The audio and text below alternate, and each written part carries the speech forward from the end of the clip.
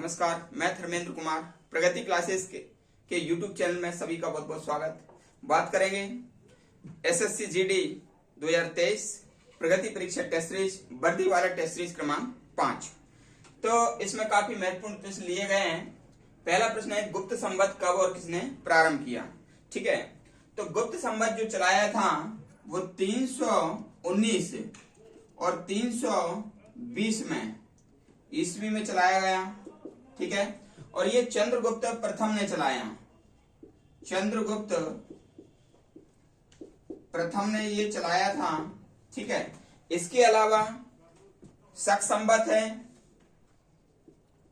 शक संवत चलाया था कनिष्क ने 78 ईस्वी में। इसके अलावा विक्रम संवत है। विक्रम संवत ये चलाया था 57 ईसा पूर्व यानी कि बीसी। ठीक है, हिजरी संवत ये 622 ईस्वी में चलाया गया। तो इतने सारे संवत आपको याद रखना है। ठीक है, इनमें से प्रश्न आने की संभावना रहती है। ठीक है, अगला प्रश्न देख लेते हैं। अगला प्रश्न है किस चीनी बौद्ध यात्री ने हर्ष के साम्राज्य का दौरा किया था।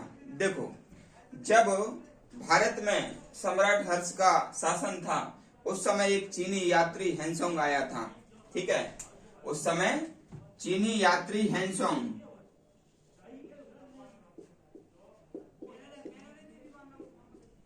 हेनसोंग आया था और ये आया था 7वीं सदी में। 7वीं सदी में भारत आया था हेनसोंग, और हेनसोंग ने एक रचना की थी। इसकी रचना थी CU की। ये हमको रचना याद करना है। कभी कभी व्यक्ति भूल जाता है कि हर्ष के काल में कौन आया था।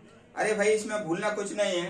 हर्ष का विषय है कि सॉन्ग सुन रहे हैं। क्या ये सॉन्ग है ना? सॉन्ग, जब कोई सॉन्ग सुनता है तो बड़ा हर्ष उल्लास होता है, उसको बड़ा खुशी मिलती है कि सॉन्ग सुन रहे हैं। तो हर्ष जब आ जाए तो सॉन्ग लगा देना। सॉन्ग यानी कि हैन सॉन्ग। ठीक है, और हैन सॉन्ग जब लगाओगे, हर्ष जब लगाओगे तो सा आ रहा है, तो सा से हो जाएगा 7वीं सदी। सा से क्या हो जाएगा? 7वीं सदी। तो आपको ये पता लग जाएगा कि जो हैन सॉन्ग आया था वो 7वीं सदी में आया था। अब इसकी जो रचना है हेनसोंग की वो CU की है। ठीक है, तो ये 7वीं, सा से 7वीं और सा से CU की, तो ये भी क्लियर हो जाएगा। ठीक है, अगला प्रश्न देख लेते हैं। तो अगला प्रश्न है पानीपत का द्वितीय युद्ध कब हुआ था। तो पानीपत का द्वितीय युद्ध हुआ था ना, देखो पानीपत, तो पानीपत कहां पर है? हरियाणा में है। पानीपत कहां है? हरियाणा में। 3 युद्ध हुए थे। ठीक है ना, प्रथम, द्वितीय और तृतीय। ठीक है ना, तो प्रथम जो युद्ध हुआ था ना ये 1526 में ईस्वी में हुआ था, और दूसरा हुआ था ना 1556 ईस्वी में हुआ था, और तीसरा हुआ था 1761 ईस्वी में। ठीक है ना, तो जो पहला युद्ध हुआ था ना वो जो है ना बाबर इसमें विजयी रहे थे। ठीक है ना, और इब्राहिम लोदी को हरा दिया था। ठीक है, जो हरा दिया उस पर मैंने माइनस कर दिया, और जो जीत गया वो प्लस हो गया। ऐसे ही द्वितीय हुआ था अकबर, तो अकबर जीता था इसमें, और हेमू को हरा दिया तो हेमू माइनस हो जाएगा। अब ये जो मान लीजिए तृतीय था, ठीक है ना, तो अहमद शाह अब्दाली जीता था।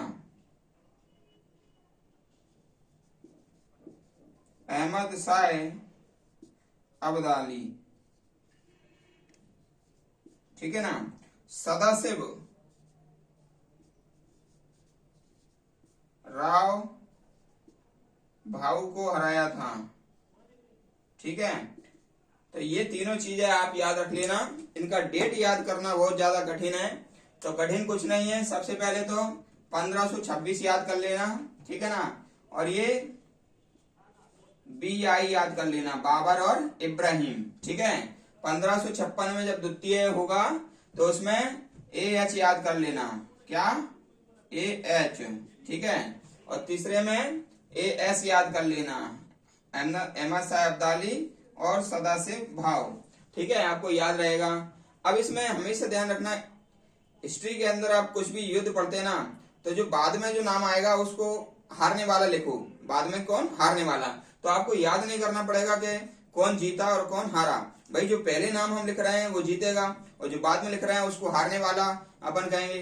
तो इसमें मैंने जितना भी लिखा है ना, जैसे बी माने बाबर और आई माने इब्राहिम, तो ये पीछे है ना, पीछे वाले जो ये यहाँ पर ए माने अकबर, एच माने हेमू, है ना। तो जो पीछे वाले जो अक्षर आएंगे ना वो हारने वाले हैं, और आगे जो अक्षर आएंगे वो जीतने वाले हैं। पूरा इतिहास में इसी तरह से आपको पढ़ना है, तो याद होता रहेगा आपको, ठीक है। तो ये प्रश्न नंबर 3 था। प्रश्न नंबर 4 देख लेते हैं। तो प्रश्न नंबर 4 है, धन निकास का सिद्धांत किसने दिया था। मैं आपको बता देता हूं, ब्रिटिश काल उस समय चल रहा था। दादा भाई नौरोजी ने जब धन निकास सिद्धांत दिया था, है ना, उसको कहते हैं ड्रेन थ्योरी। क्या कहते हैं, ड्रेन थ्योरी। और 1867 की बात है, 1867 में ड्रेन थ्योरी दी गई थी। ड्रेन थ्योरी, धन निकास सिद्धांत, धन निकास सिद्धांत दिया था। और दिया था किसने, दादा भाई नौरोजी ने। धन निकास सिद्धांत किसने दिया था, दादा भाई नौरोजी ने दिया था। उन्होंने बताया कि जो अंग्रेज हैं वो भारत से कच्चा माल ले जा रहे हैं और फिर रेडीमेड माल वहां से इंग्लैंड से बना करके यहाँ पर बेच रहे हैं। इस प्रकार से भारत का जो पैसा है वो ले जा रहे हैं, और भारत का जो कच्चा माल है वो भी ले जा रहे हैं, है ना। इस सिद्धांत, इस अंग्रेजों की इस हरकत को उन्होंने अनिष्टों का अनिष्ट कहा था, यानी कि इविल ऑफ ऑल इविल्स, ठीक है ना। तो ये आप याद रख लेना।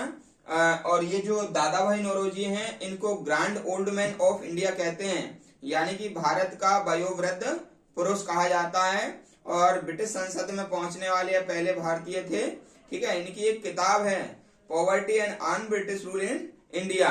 ये इनकी किताब है, poverty and un British rule of India, ठीक है, याद रखना इसको। अगला देख लेते हैं, सप्तांग सिद्धांत किसने दिया। तो मैं आपको बता देता हूं कि ये जो सप्तांग सिद्धांत है ना, इसमें राज्य के शासन को चलाने के लिए सिद्धांत दिए गए थे। तो सप्तांग सिद्धांत में 7 चीजों का बारे में बताया है, और ये दिया था कौटिल्य ने। देखो, सप्तांग सिद्धांत,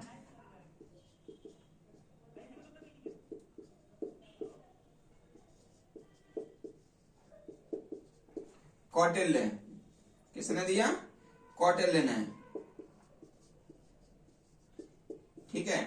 तो सप्तांग सिद्धांत में सबसे ऊपर था राजा, तो दूसरे नंबर क्या था, अमात्य।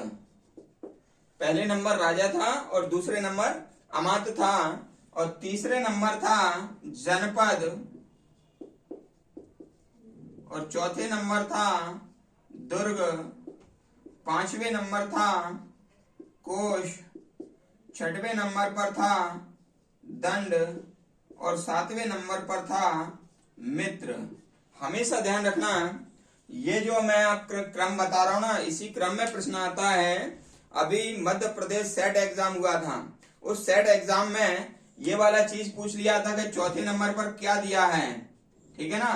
सप्तांग सिद्धांत पर चौथे नंबर पर क्या है, तो चौथे नंबर पर था दुर्ग, और तीसरे नंबर पर था जनपद, और दूसरे नंबर पर अमात्य, पहले नंबर पर राजा, 5वें पर कोश, 6वें पर दंड, और 7वें पर मित्र। इसी प्रकार से याद करना है, और उसको याद करने के लिए आप हमेशा ध्यान रखना, सबसे पहले राजा आएगा और फिर अमात्य। अमात्य यानी कि होता है मंत्री, अमात्य माने कौन होता है, मंत्री। पहले राजा आएगा, फिर अमात्य आएगा, फिर जनपद है, और जनपद का जो आखिरी अक्षर है दा है तो दा से हो जाएगा दुर्ग, और फिर जब कोश कोश आएगा तो कोश की रक्षा नहीं करोगे तो मिलेगा दंड, और दंड किसको मिलेगा? मित्र को। ठीक है, तो इस प्रकार से आपको ये याद करना है।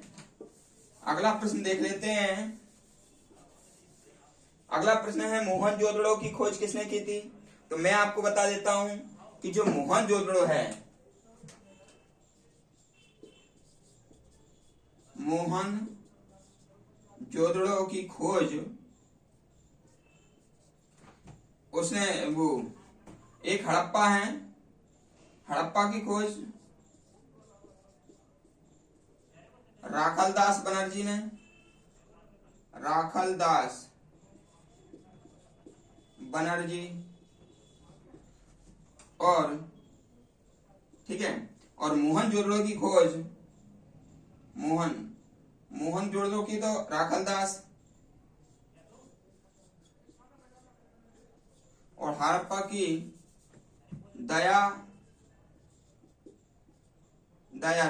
ठीक है ना, तो हड़प्पा की खोज किसने की थी?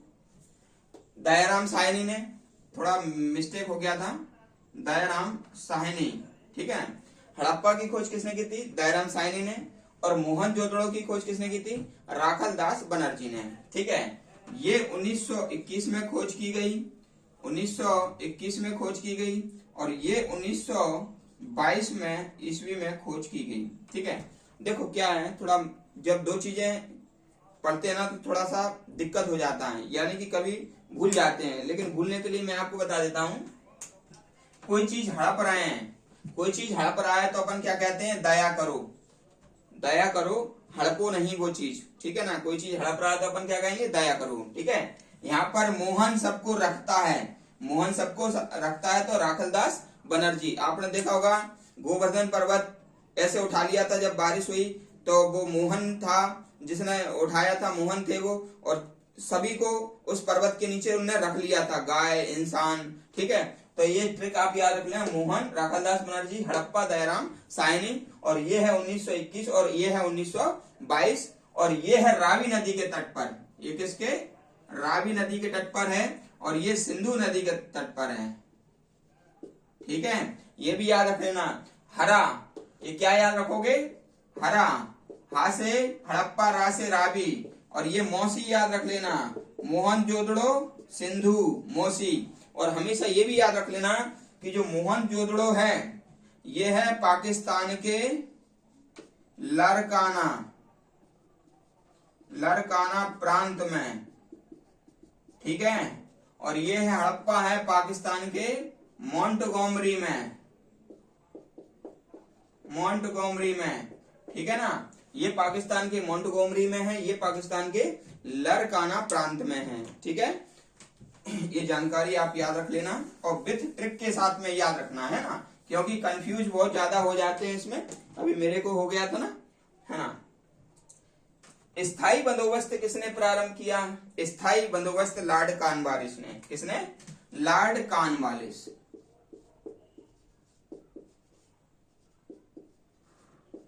है ना, स्थायी बंदोबस्त 1793। ठीक है ना, तो ये क्या मान लीजिए, ईस्ट इंडिया कंपनी थी, ईस्ट इंडिया कंपनी और जमींदार। ठीक है ना, तो ये टैक्स का लेन देन की व्यवस्था थी, टैक्स लेन देन की व्यवस्था, इसको स्थायी बंदोबस्त कहा गया है ना, 1793। लॉर्ड कॉर्नवालिस को क्या कहते हैं? लॉर्ड कॉर्नवालिस को कहते हैं भारत में सिविल सेवा का जनक कहा जाता है, भारत में सिविल सेवा का जनक कहते हैं लॉर्ड कॉर्नवालिस को। ठीक है ना, अगला देख लेते हैं, तराइन का प्रथम युद्ध कब हुआ? ठीक है, देखो तराइन के 2 युद्ध हुए, तराइन के 2 युद्ध, एक हुआ था प्रथम, और ये हुआ था 1191 में, 91 ईस्वी में, और ये हुआ था द्वितीय 1192 ईस्वी में। ठीक है, तो इसमें जो प्रथम युद्ध हुआ था, पी से प्रथम आ रहा है ना, तो पृथ्वीराज राज ने किसको, मोहम्मद गौरी को हराया था, मोहम्मद गौरी को हरा दिया था। तो पीजी याद रख लेना, प्रथम यानी कि पीजी, है ना। और दूसरे में क्या हो जाएगा, इसका उल्टा हो जाएगा जीपी, यानी कि इसमें मोहम्मद गौरी जीता था दूसरे में, और पृथ्वीराज तृतीय हारा था।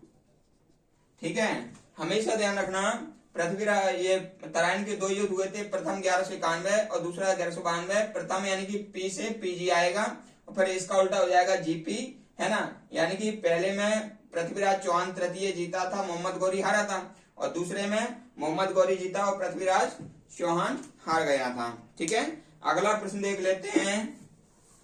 अगला प्रश्न है, किस शासक ने अपने को देवताओं का प्रिय बताया? तो सम्राट अशोक है इसका आंसर, सम्राट अशोक। ठीक है, और फिर है माउंटबेटन योजना। तो माउंटबेटन योजना है 23 जून 1947 का है माउंटबेटन योजना। ठीक है, तो आपको टेस्ट सीरीज कैसी लगी आप कमेंट्स करके बताएं। जो प्रतियोगी नए हैं वो चैनल को सब्सक्राइब करें और अधिक से अधिक वीडियो को शेयर करें। जुड़े रहें प्रगति क्लासेस यूट्यूब चैनल पर। सभी का बहुत बहुत धन्यवाद।